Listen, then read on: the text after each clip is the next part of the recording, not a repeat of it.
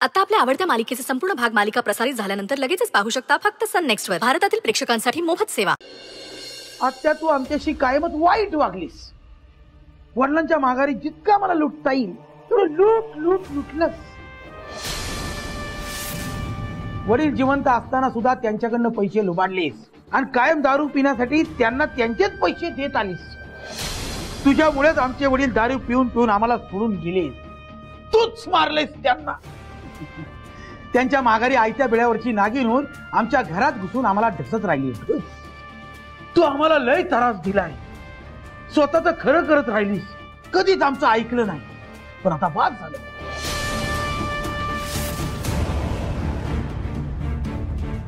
हा अन्याय आम्ही सहन करणार नाही आणि आमच्या आईला सुद्धा सहन करू देणार नाही.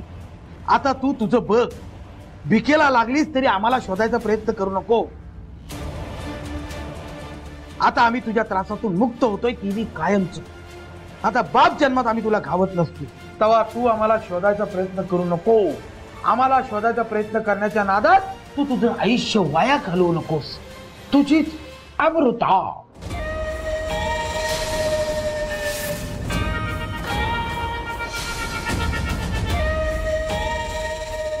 सुनंदे आता रडून जाऊ नगस.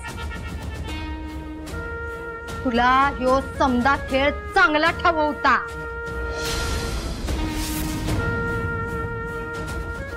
तरी बी एका शब्दाने सुद्धा बोलली नाहीस.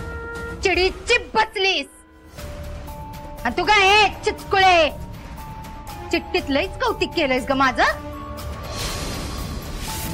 आता तोंडा बोल की माझ्या.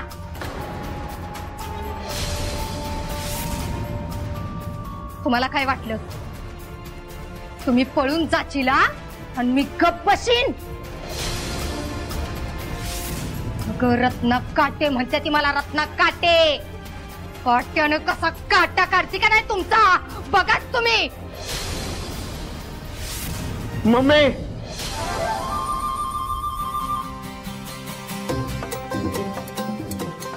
थांब.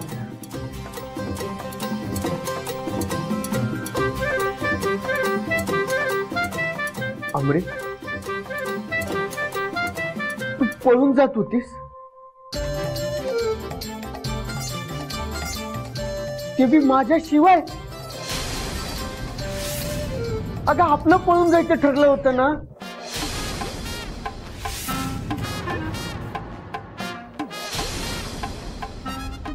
हे तू बी ह्यांच्या नादाला लागलायस वे. बघितलंस ना सुनंदे. तुझ्या धाकल्या लिकीची बी हिम्मत बघ. अगं स्वतःच्या होणाऱ्या भावजाला घेऊन पचार होणार होती. आणि थोरली तर काय ज्या मंडपात डीजा बरोबर लगीन होणार होतं त्याच मंडपात त्या गुंडा बरोबर लगीन करून बसली. नाही नाही नाही नाही नाही. ह्या समद्याला तुझी फूस असल्याशिवाय ह्या दोघी जणी एवढी हिम्मत करणार नाही. त्या तरी माझा दादा म्हणत होता ह्या साध्या बायका नव्ह. मला तर वाटतंय माझ्या दादाला बी तुम्हीच मागे असणार आहे.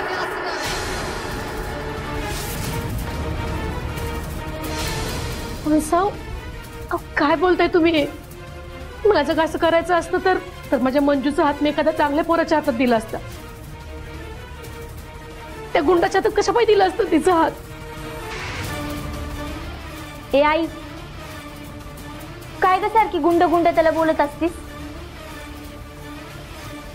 तो खूप चांगला माणूस आहे आणि गरीब गरजू लोकांच्या मदतीला तो नेहमी धावून येतो.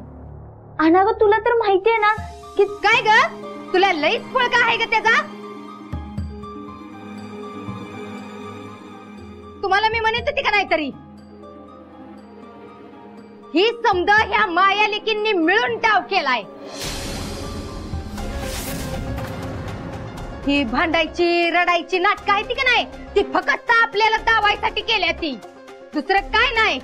आपल्या डीजाला ज्या गुंडाने उचलून नेलाय त्याच हिला देव वाटायला लागलाय आता. अगं आत्ते मला चांगलं ठावाय ही समजा तुमचं आधीपासूनच ठरलं होतं. पण एक ध्यानात ठेवा, तुमच्या कर्माची फळं तुम्हाला भोगायला लावल्याशिवाय ही रत्नाकाटे राहणार नाही.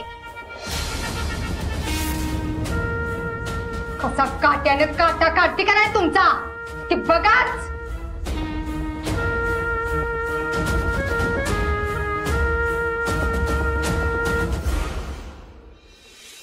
सोडा त्या अमृताला, आतमध्ये हिण्याचे विष कालवलंय ना ते बघा आधी.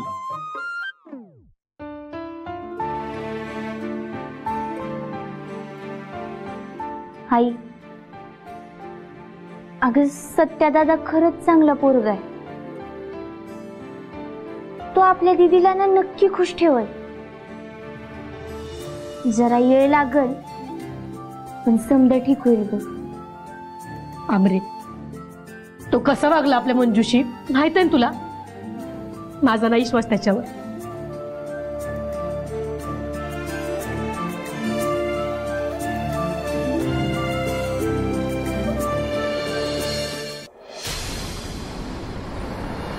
अरे सपने, हे तर घरात काय चाललंय आणि तू गाणं कसलं गुणगुणतीयस? हा, कारण मी लई खुश आहे. खुश? मग मम्मी साहेब कसं बोलायचं मला, किती टोमणे मारायच्या. श्रीमंत घरातली सून आणणारे आणि ह्याऊन त्याऊन किती बोल लावायचे येता जाता. देवाला बी दिसत होतं ते, नवऱ्याला दिसत नव्हतं. भोग पडल. देवानं बघ कशी शिक्षा केली. पण आता या ऍक्सिडेंट जाऊ आलेत, पण आता पुढं काय. मम्मी साहेब काही शांत बसणार नाही. मला तर दादाची लय काळजी वाटते बघ सपने. अगं त्याला खरंच मनापासून लग्न करायचं होतं रुपालीशी. हा, आता दुसरी एखादी पोरगी असती तर ठीक आहे, पण ती वाघमारे. अगं ती वाघमारे, तिची आणि दादाची आधीच खुन्नस होती माहिती ना तुला. मग कसा संसार करत होता तिच्यावर सांग बरं. ते मला काही माहित नाही. देवानं ना एका दगडात 2 पक्षी मारलेत. म्हणजे मम्मी साहेबांना आदत बी घडवली आणि श्रीमंत घरातली पोरगी बी नाही आली. का बसतेस का? तुला काहीच कसं वाटत नाही ग? हा, असं कसं मला बी लई वाईट वाटतंय सत्या भाऊजींसाठी. पण एक बेस्ट झालं, आता गरीब घरातली सून आली म्हणलं माझं तोरा कायम राहणार ना.